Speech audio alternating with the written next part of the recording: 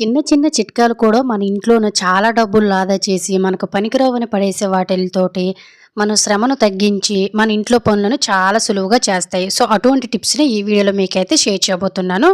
ఇంకా ఫస్ట్ టిప్నైతే తెలుసుకుందాం. నార్మల్గా మనం గుడ్ సెల్స్ని అయితే పడేస్తూ ఉంటాం కదండి. అంటే గుడ్డు మీద పెంకుల్ని కొట్టేసిన తర్వాత ఎందుకు పనికిరావని పడేస్తూ ఉంటాం కానీ వీటి వల్ల మనకి చాలా చాలా యూజెస్ అయితే ఉంటాయి. అలాగే వీటిని మనం చాలా రకాలుగా యూజ్ చేసుకోవచ్చు. ఈ వీడియోలో ఒక ఐడియాని అయితే తెలుసుకుందామండి. నార్మల్గా మనం మిక్సీ జార్స్ అనేవి వాడుతూ ఉంటాం కదా. ఇవి ప్రతిదీ మిక్స్ చేయడం వల్ల వాటికి ఉండే బ్లేడ్లు అనేవి మనకి షార్ప్నెస్ తగ్గిపోతూ ఉంటాయి. అలాగే మనం మిక్స్ చేసేటప్పుడు కూడా బ్లేడ్లు అడుగున మనకైతే జంగులాగా మురుకులాగా కూడా పట్టేస్తూ ఉంటుందండి. బ్లేడ్లు మనకి షార్ప్నెస్ రావడం కోసం ఈ గుడ్డు పెంకులు అనేవి చాలా బాగా యూజ్ అవుతాయి. 4-5 పెంకులు ఇందులో వేసేసుకుని నెలకొక్కసారి మన ఇంట్లో ఉండే మిక్సీ జార్ అన్నిట్లో వేసుకుని చక్కగా ఇలా మిక్సీ పట్టించేసుకున్నాం అనుకోండి, మనకు గుడ్డు పెంకులు అనేవి చాలా చాలా స్ట్రాంగ్గా అంటే మనకు గరుకుగా ఉంటాయి కాబట్టి బ్లేడ్లు అనేవి చాలా బాగా తిరుగుతాయి, షార్ప్నెస్ అనేవి అవుతాయండి. ఒకసారి ట్రై చేస్తే మీకే తెలుస్తుంది. అలాగే అడుగున ఏదైనా జంగు లాంటిది మురుకు లాంటిది ఉన్నా కూడా పోతుంది. వీడియోలో కూడా మీరు క్లియర్గా చూస్తున్నారు కదా. 4-5 సార్లు శుభ్రంగా వాడుకొని చూడండి. మిక్సీ అనేది ఎప్పటికి కూడా రిపేర్ రాకుండా ఉంటుంది. ఇలాంటి పడేసే వాటితో మనకి చాలా చాలా డబ్బులు ఆదా అవుతాయి. ఇంకా సెకండ్ టిప్ అనేది తెలుసుకుందాం. మనకి కార్తీక మాసంలో దీపారాధనకి ఎంత ప్రాముఖ్యత ఉందో తెలిసింది. దీపారాధన అంత ప్రాముఖ్యత, అలాగే మనకి పోలిపాడ్యం రోజు కూడా అదే ప్రాముఖ్యత అయితే ఉంటుందండి.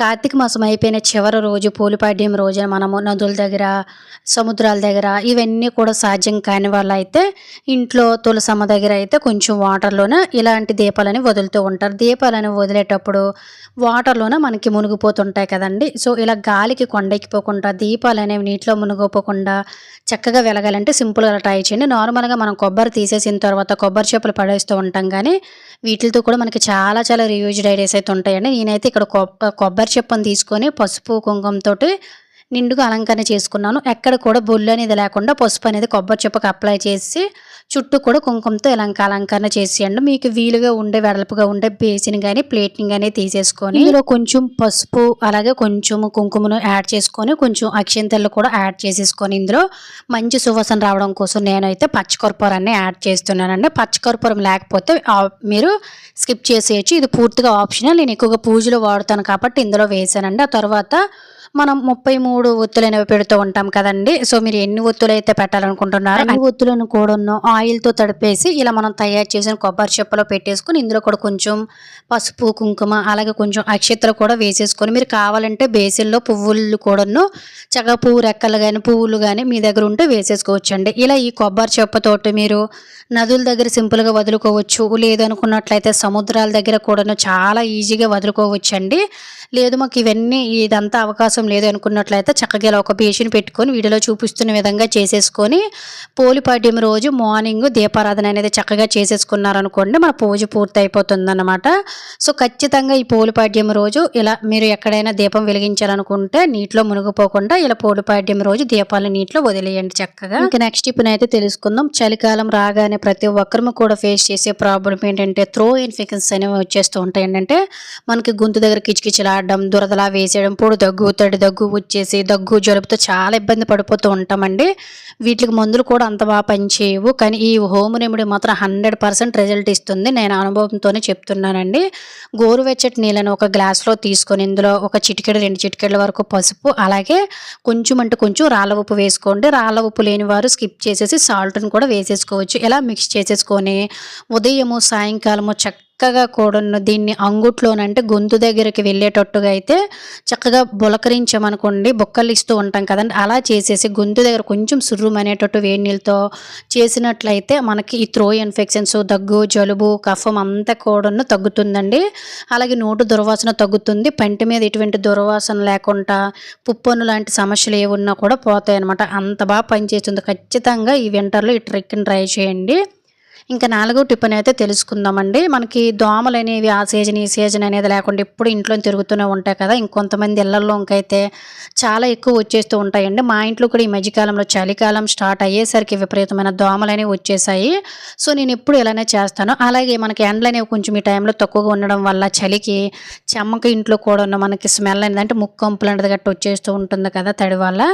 అది కూడా తగ్గాలంటే ఈ ట్రిక్ చాలా బాగా యూజ్ అవుతుందండి. ఒక ఉల్లిపాయని తీసుకోండి. మీరు కావాలంటే చిన్న సైజు సైజుని లేదంటే చిన్న పీస్‌ని కూడా తీసుకోవచ్చు. దీనికి వీడియోలో చూపిస్తున్న విధంగా ఇలా మధ్యలోన చిన్న గోతులాగా అయితే అది తయారు చేసుకొని ఇందులోన కొంచెం అంటే కొంచెం వాము గింజలు వేయండి. వాము వాసనకి మనకి ఇంట్లోకి దోమలు రావు. అలాగే కొంచెం కొంచెం పసుపును కూడా 2, 3 చిటికెల వరకు కూడా వేసేసుకొని కొంచెం మంచి స్మెల్ రావాలి కాబట్టి నేను ఇందులోనైతే జవ్వాది పౌడర్ వేస్తున్నానండి. ఇది మనకి పూజ స్టోర్‌లో ఉంటుంది. కావాలంటే దీని ప్రోడక్ట్‌లు మీకు పైన అయితే ఇస్తాను.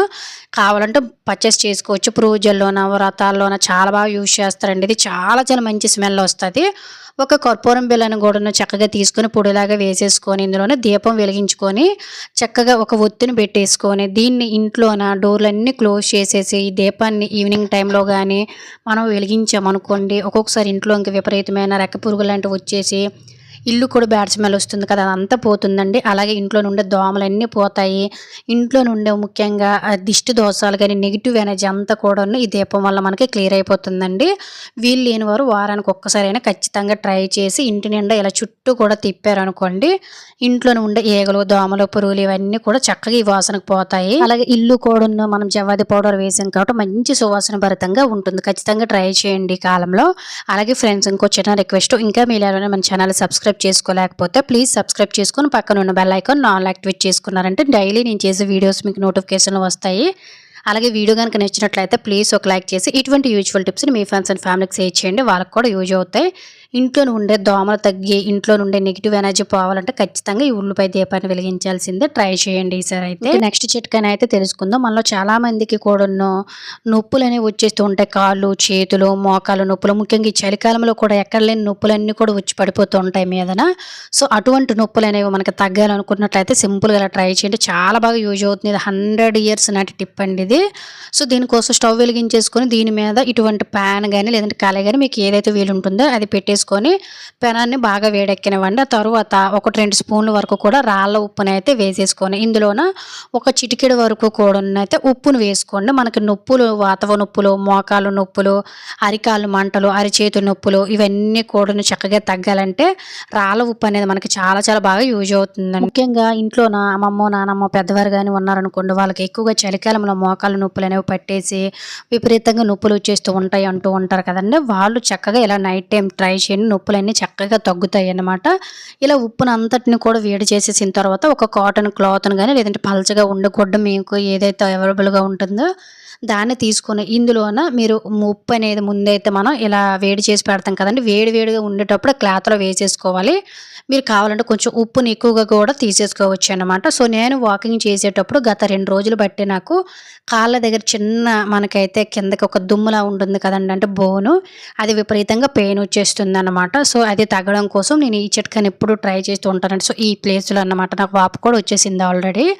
ఇలా ఈ చలికాలంలో ఇటువంటి నొప్పులు తగ్గి అరికాలు మంటలు, అరిచేతులు మంటలు, మోకాళ్ళ నొప్పులు, ఇలా మనకి ఎక్కడెక్కడైతే గుత్తులు లాంటి గట్ట నొప్పులు వస్తున్నాయో వాటి ప్లేస్లో ఇలా వేడిగా ఉన్నటప్పుడు దీంతో అత్తినట్లయితే బ్లడ్ సర్క్యులేషన్ అనేది చక్కగా జరిగి వాపు, నొప్పు అనేది తగ్గి మనకి అరికాలు మంటలు, అరిచేతు నొప్పులు, ఇలా గుత్తుల దగ్గర కూడా మనకి విపరీతమైన నొప్పి అనేది వచ్చేస్తుంది కదండి. చాలామందికి మార్నింగ్ రావగానే చాలా పెయిన్స్ సూదులతో గుచ్చినట్టు ఉంటాయి. అటువంటి పెయిన్స్కి కూడా గుడ్ బై చెప్పేయచ్చు అనమాట. ఎటువంటి సైడ్ ఎఫెక్ట్స్ ఉండవు. అలాగే ఎవరైనా కూడాను చాలా చక్కగా దీన్ని ట్రై చేయొచ్చండి. ఈ రోజుల్లో అందరికీ ఇటువంటి ప్రాబ్లమ్సే ఉంటాయి కాబట్టి ప్రతి దానికి డాక్టర్ దగ్గరికి వెళ్ళి మందులు వాడే పైన లేకుండా ఇలా ఇటువంటి చిన్న చిన్న నొప్పులకు ఇంట్లోనే ఈజీగా మనం ట్రీట్మెంట్ చేసేసుకోవచ్చు అనమాట. మనం ఇలా గుడ్డతోటి ఒత్తుతున్నప్పుడు కూడా మనకి చాలా చాలా మంచి రిలీఫ్ వస్తుందండి. ఎవరైతే ఈ విధంగా మోకాలు నొప్పులు, మోచేతు నొప్పులు, అరికాలు మంటలు, అరిచేతు నొప్పులతోటి బాధపడుతున్నారో సింపుల్గా ఈ చిన్న ట్రిక్ని ట్రై చేయండి. చాలా చాలా మంచి రిజల్ట్ అయితే మీకు కనిపిస్తుంది. మీరే చెప్తారో ఎంత బాగా నొప్పులు తగ్గాయో. సో ఇది ఫ్రెండ్స్ ఈరోజు వీడియోలో అయితే టిప్స్ అన్నీ మీకు యూజ్ అయ్యి కొత్తగా అనిపించాయని అనుకుంటున్నాను. టిప్స్ కనుక యూజ్ అయినట్లయితే please like, share, subscribe my channel. Thank